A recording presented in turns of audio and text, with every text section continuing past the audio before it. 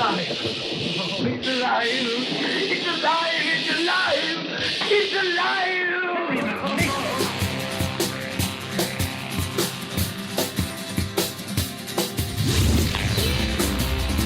Welcome back to Popula. I thank you for joining us. At the beginning of the video, I'd like to say, please like, subscribe, hit the notification button. All of that really helps, especially in the early days when we're trying to grow a channel with a lot of great content for you. Today is another special video. People, collectors out there, they like Megos and they like horror. So we're going to bring those two things together for you today and look at the Mego horror characters. Back in the 70s, Mego did not have the license to make these actual movie characters, so it just wasn't done. They had something they call the Mad Monster series, which was kind of like their stylized versions of the monsters. They didn't look screen accurate, to put it succinctly. But since Mego returned in 2018, they got the license eventually to Universal, and they got the license to some of the Hammer characters. We're going to look at the Hammer characters first, actually, but we're going to get to the Universal. I'm going to show you every Mego horror character that I have, plus a few extra exciting things that I just happen to have laying around. So let's start with Hammer. And we got a great trio to start us off with here. We have Peter Cushing as Van Helsing. We've got Christopher Lee as Frankenstein. And we've got, of course, Christopher Lee as Dracula. In the 1950s, it had been a while since any of these characters had appeared in major movies. Universal, of course, did it in the 30s and 40s. But by the 40s, Universal had kind of wrapped up production on these gothic horror films. Hammer came along in the late 50s, and boy, did they give it a jump start.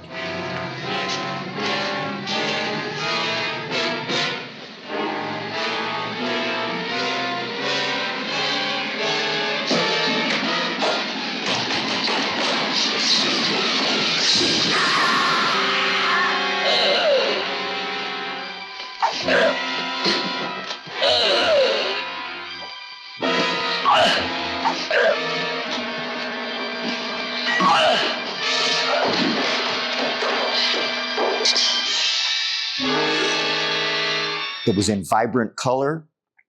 They were more gory, they were more of their time. You could be a little more violent, a little more explicit in those days.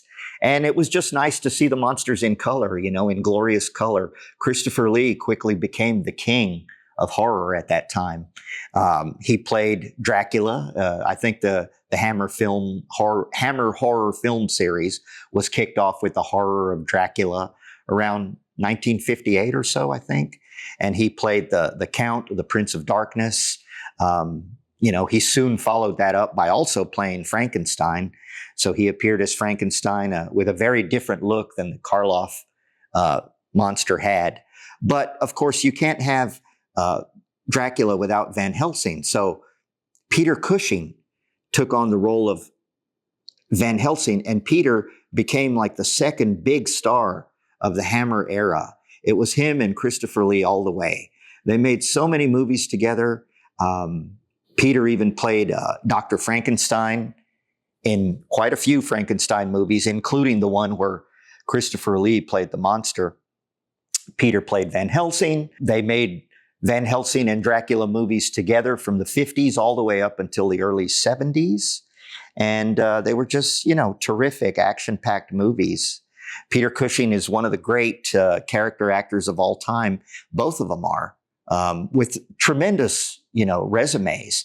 A lot of fans would know Peter as Grand Moff Tarkin from Star Wars Episode 4, A New Hope. And Christopher Lee, what can you say about him? He was one of the most famous actors in the world. He did it all. He was a Bond villain. He was Dracula. He was, I believe it was Saruman who he played in The Lord of the Rings. And he was Count Dooku in Star Wars. Definitely some of the icons of horror movies, Christopher and Peter. Now we're going to take a look at some other Hammer characters that were made. Mego didn't make that many of them, not as many as they did with Universal, but they made a few. And this is their version of the Phantom of the Opera and their version of the Mummy. Christopher Lee played the Mummy. Like I said, he was everywhere back in those Hammer days. He was Dracula, he was Frankenstein, he was the Mummy. And an actor named Herbert Lom played the Phantom of the Opera in an early 60s movie. This figure did come with a mask, which right now I can't locate. It's a tiny little mask, which, to be honest, never fit that well on his face. And it didn't come with a strap or anything to help keep it attached to the head. Hence, it's gone right now.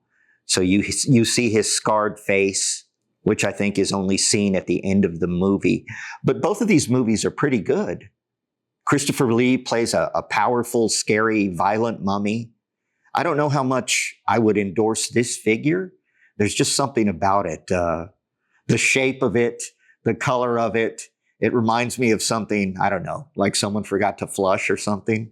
Not the best looking figure, but hey, it's great to have it anyway. We're going to see some mummies, some Universal mummies that look better than this.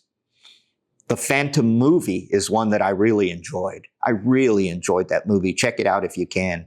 The Phantom dies kind of a heroic death at the end of the movie. It's got some nice action. It's very creepy.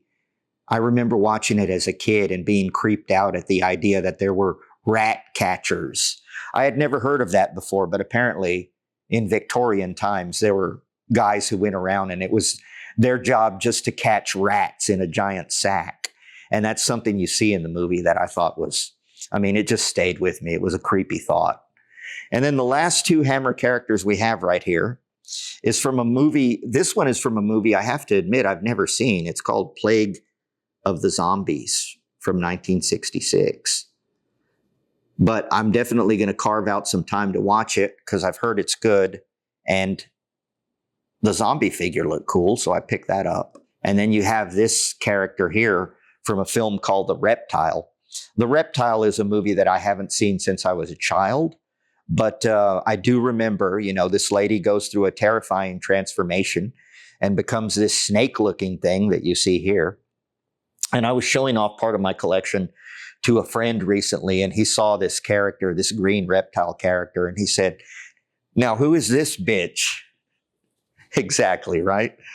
And I think that's all the characters that Hammer has produced so far. So we're just going to jump straight into Universal. And we'll start with the big three. We'll start with Dracula and Frankenstein and the Wolfman. How about that? Where are you, Wolfie? It's interesting because when Mego started making these figures a couple of years ago, they did not actually have the Universal license yet. So they tried to get around it in some interesting ways. This Frankenstein figure, if you take a close look, he doesn't have like the signature neck bolts that you associate with Frankenstein. And I think that's one of the ways that Marty Abrams and crew tried to get around any licensing issues.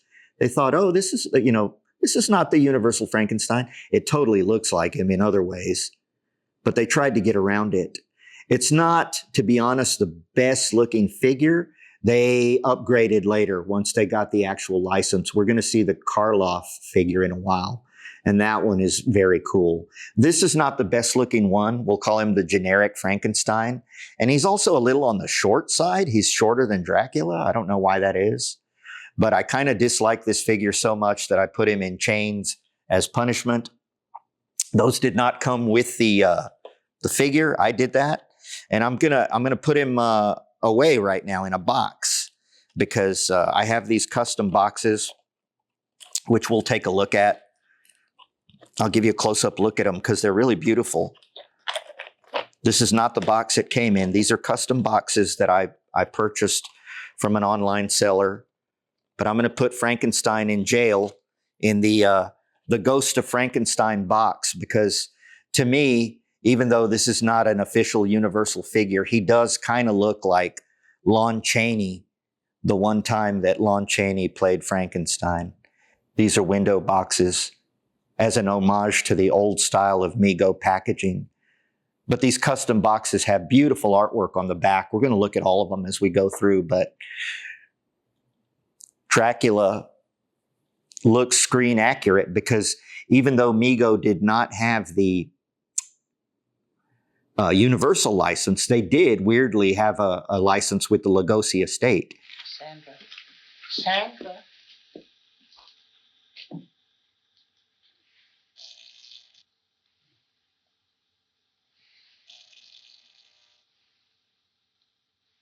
He's growing weaker. Will he respond to the operation?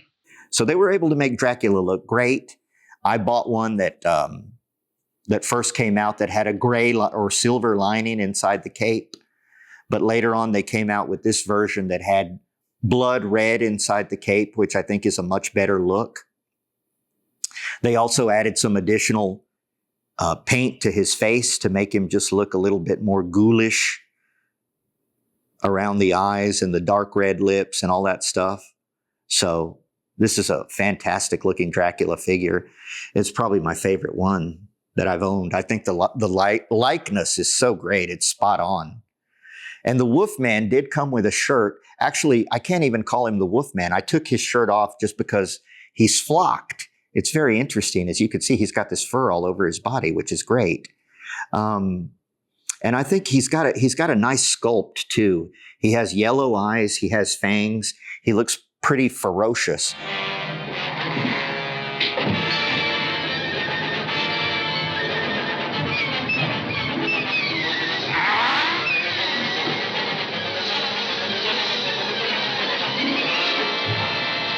The reason I say you can't call him the Wolfman is because, again, this was before they had the actual Universal license. So what they did was they based this figure on a B movie. Follow along with me here. A B movie that was made in the 50s in Mexico called Face of the Screaming Werewolf. And that's what this is based on. But weirdly enough, Lon Chaney, who was famous as the Wolfman, he did play the werewolf in Face of the Screaming Werewolf. I guess he really needed the work and the money at that time.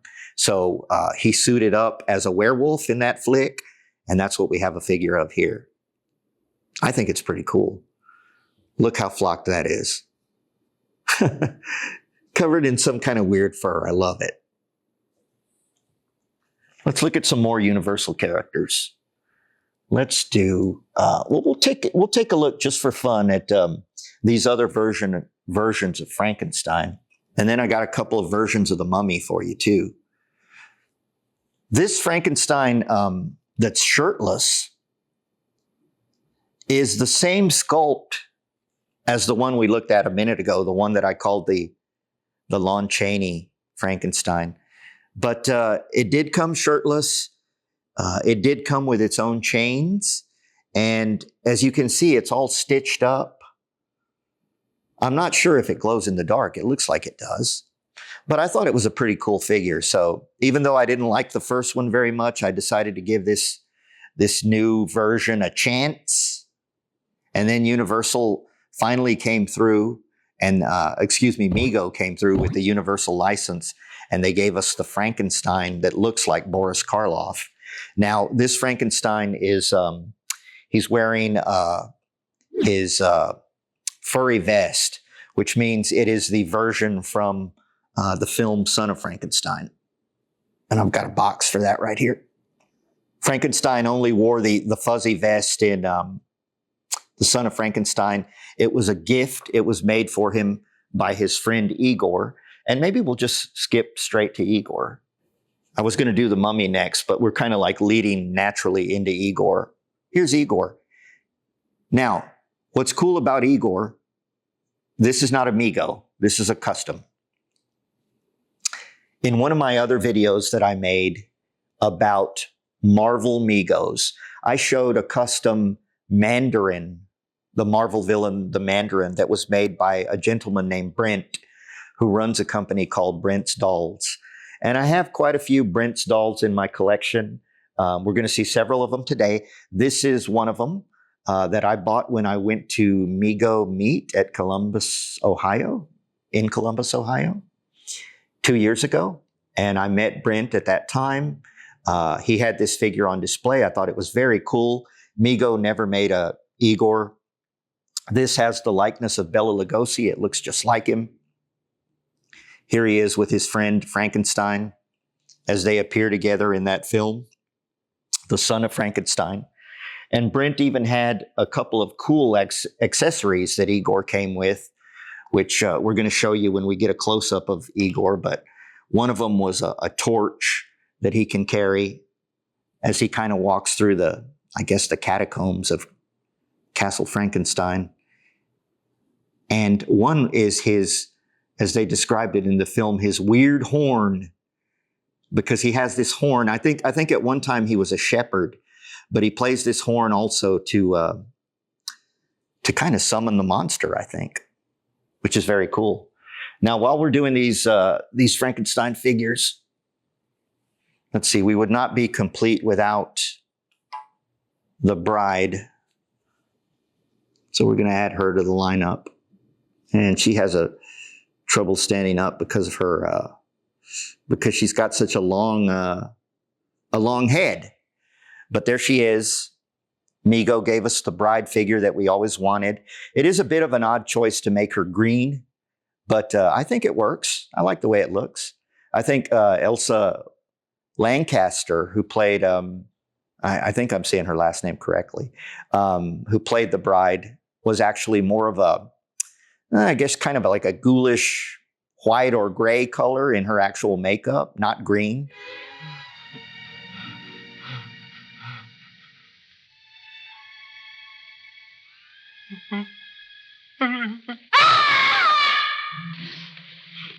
She ate me like others. Boris Karloff actually was green because there's color footage that exists where you can see him in all his green glory. But I love the figure, the bride figure. She looks perfect. So we're going to clear these away now. The Frankenstein family is going to take a little break, and we'll bring in some more Megos. We're not quite done with Frankenstein. We're going to save one good one for the end. We'll bring in, I promised the mummies. So let's look at the mummies. This mummy right here and this one are very different. And neither one of them is an actual Mego. So, we're cheating a little bit here. They're definitely Mego-like. But here's the deal. There was a company called MC about 10 years ago that tried to bring back some of the Mego magic. And they produced this mummy, which has the whiter bandages here at that time. And it's definitely a Karloff mummy. You could see it in the face. Now, Mego, when they went back into business a couple of years ago, they produced a mummy that looked pretty much exactly like this. So you can buy that now if you want to. The difference is that MC actually put a little more detail into theirs. And if you look at the hand on this Karloff mummy, you can even see the ring, which is a really nice touch. And I think you can only get that on the MC version. I'm not sure the Mego version has that level of detail. The other mummy, another Brent doll. And look how great and how gruesome that character looks. This mummy is meant to be the other mummy in the universal canon, Karis, because there were two. They were two completely different characters. Boris Karloff played one called Imhotep, and only in the first Mummy movie. He never returned after that. Karis was the one going forward, who we saw in I don't know how many movies, 4 sequels or something like that. And you could always tell Karis when you see him because he had one of his eyes gouged out. But again, this is a Brent's doll. Brent did a brilliant job. I mean, look at what a gorgeous figure that is. The bandages are nice. He's got some blood on him, and you just can't beat that head sculpt. Next up, we have the Invisible Man and the Phantom, two of my favorites. These characters, they kind of speak for themselves. There was one movie where Claude Rains, the first Invisible Man movie, where he played the Invisible Man. Great movie. directed by James Whale, who directed The Bride of Frankenstein. He played the role once. After that, it was other actors, including Vincent Price. But this is meant to be based on his look in the first movie, the one that starred Claude Rains in the 1930s. And the Phantom is one of those characters who kind of kicked off Universal history because he was from the silent film era. So really, the Phantom existed before any of these characters, and he was portrayed by Lon Chaney Sr., the father of the actor who would later go on to play the Wolfman. And he was known as the man of 1,000 faces, Chaney Sr. was. He was probably the most famous actor of the silent film era. Let's see, I almost forgot.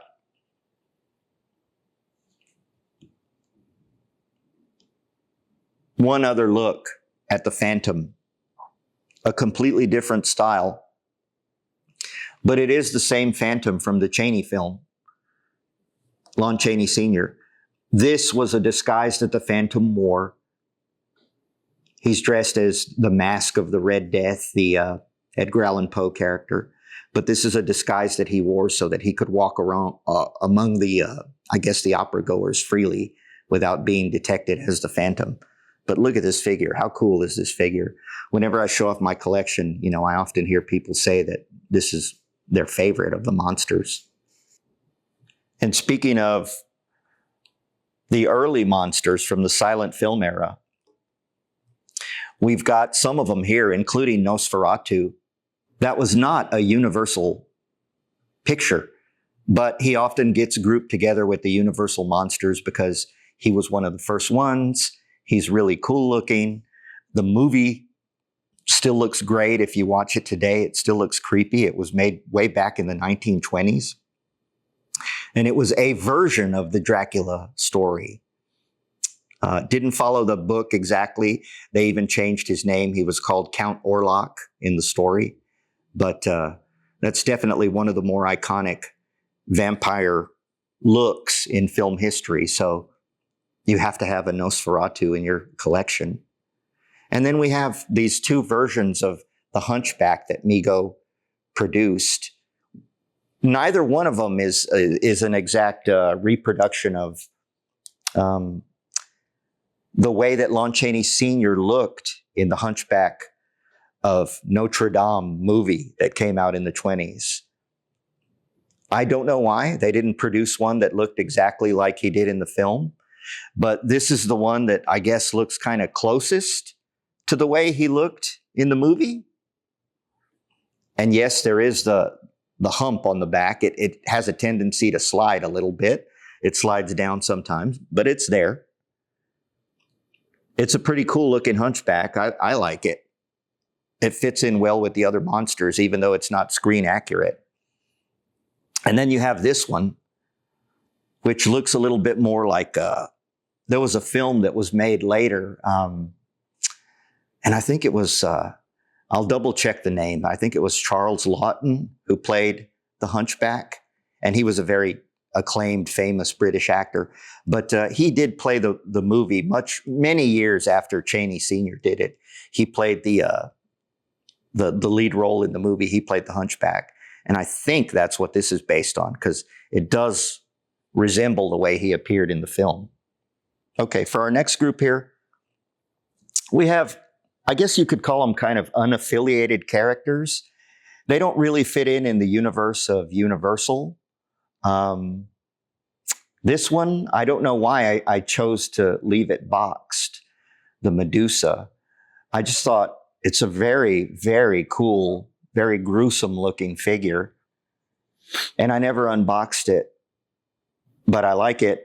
And I don't think it even specifically comes from any particular movie. I think it's just meant to represent the mythological character of Medusa with snakes in her hair and the eyes that could turn a person to stone.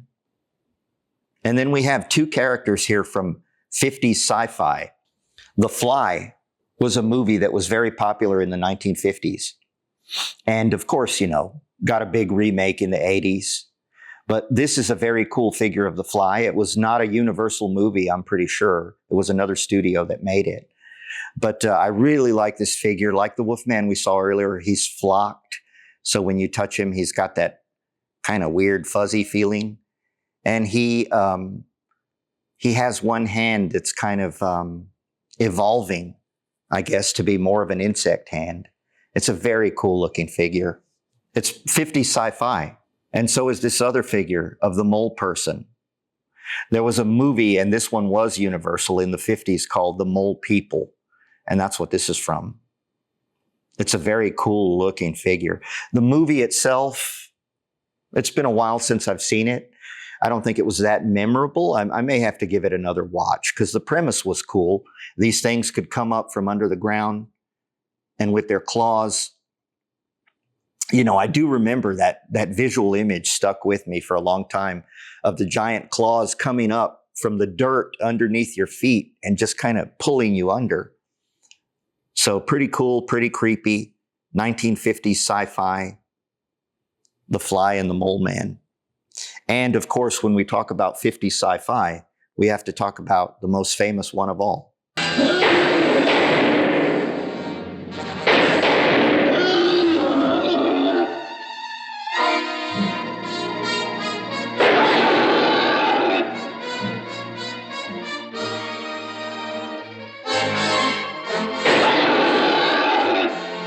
No more. Let him go. I've got two versions of the creature here. The lighter colored one is the MC version that came out maybe 10 years ago. And before Mego had the universal license, I needed a creature, so I went online and found the MC version. And then the darker colored one you see is the one that Mego put out officially here within the last couple of years. And there's not a lot of difference, as you can see. It's pretty much the same figure, just with a different color scheme. Which one do you like better? I think that for me, the light green one is probably more on point. I think that's more what Universal had in mind when they designed the character. I don't know if there are any color photos that exist of the creature, but I think that's closer to reality right there. But they're both really, really cool looking figures. And one thing I am noticing right now that I'm checking out the back of the figure is that the Mego version, the darker one,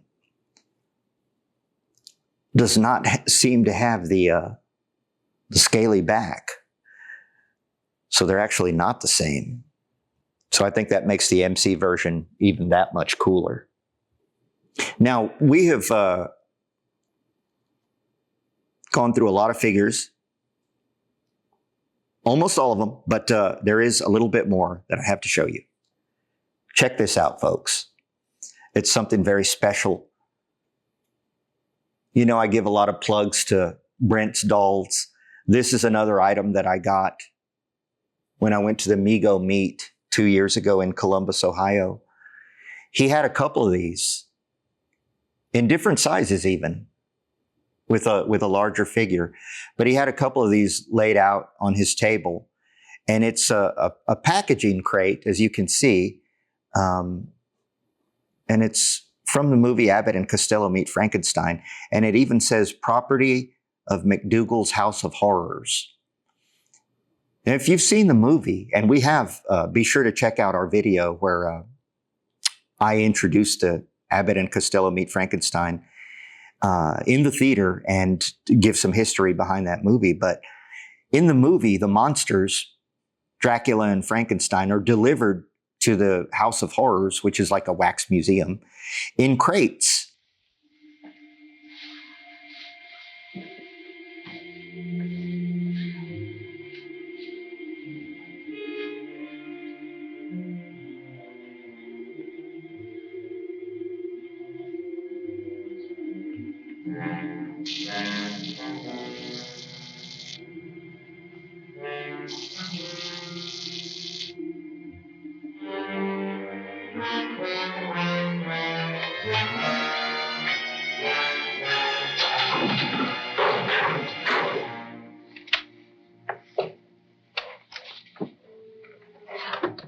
by Abbott and Costello, who have no idea what the contents are of the crates. And of course, they're terrified when they find out what's actually in there. But this is so cool. It's such a cool item. Like you can open the crate, you can take the monster out. And of course, this is a Brent custom. It is by far the best looking Frankenstein figure that I have. It's meant to have the appearance of Glenn Strange, who played Frankenstein in the movie. And of course, you know, as with all Brent figures, it's a fantastic job on the sculpt. And if you take a look in the crate, you've even got I don't even know what you call it, like the packaging material that would normally be found inside a crate. It's very, very cool. I'm so delighted to have this. Abbott and Costello Meet Frankenstein is my favorite Universal movie. And with Dracula involved, you can recreate the scene where Count Dracula uses his magic ring, right, to recharge the monster's neck bolts and bring him back to life. And of course, you know, in that movie, we have Lon Chaney as the Wolfman. We have Bela Lugosi as Dracula in the film. And we have Vincent Price as the Invisible Man. So that's almost everything I wanted to show you today, my friends. We're going to show you just one or two more quick things, which we'll take a look at in just a second. It's alive. Oh, it's alive. It's alive. It's alive. It's alive. What you see right here, this is the Monsterizer. That's what the toy is called. And it's from a company called NECA, or is it NECA? Let me know in the comments. I've never known how to pronounce it correctly, but it's spelled N-E-C-A. All you collectors would be familiar with it. They've made a ton of figures in just about every genre you can think of, including monster toys. But they produced this item called the Monsterizer, which is super cool. And they have their own figures, which we're not looking at today, but they have their own figures that could go along with this playset. But I think it scales perfectly with Mego's also. So since Mego is my favorite company, why not use this nice accessory with them? And it's just a really cool thing. Like theoretically, I mean, the hatch moves up and down with no problem. Theoretically, when you turn this, it's supposed to extend the laboratory bed out in this direction. But I've noticed it's a little creaky, so we're not going to mess with it too much. It's got a compartment here, which is pretty cool. Storage space. I may put some of my little accessories in there that come with these figures. But let's take a look at the what it does when you actually like flip the switch. Let's see. First of all, there's a couple of different settings. Okay. When you first switch it, the panel lights up a little bit, as you can see. Give it another notch, and the internal light comes on so that you can kind of get a spotlight on Frankenstein's face. Third level.